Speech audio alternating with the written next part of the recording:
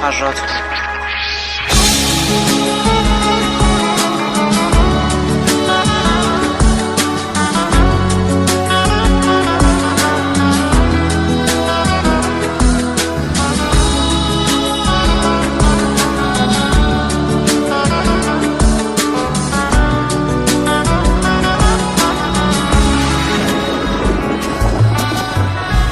قسمت نشد ببینم خدا نگهداری کنم، فرصت نشد بمونم و از تو نگهداری کنم.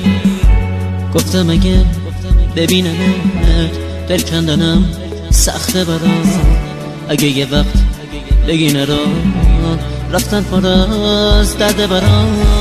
گفتم صدا تو نشنوم، ندیدم از پیشت برم، پشت سرم زاری نکن، چی کار کنم مسافرم.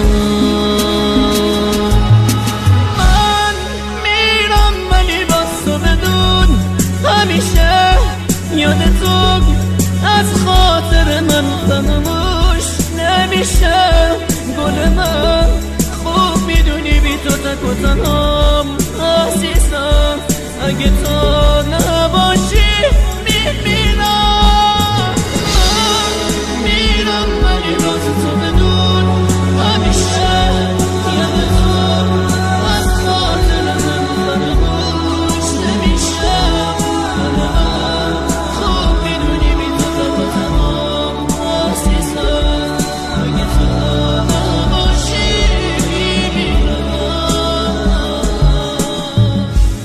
نامه رو تو تهش بخون، گریه نکن طاقت بیار، نامه رو خط خطی نکن، دو جمله رو هم دوام بیار.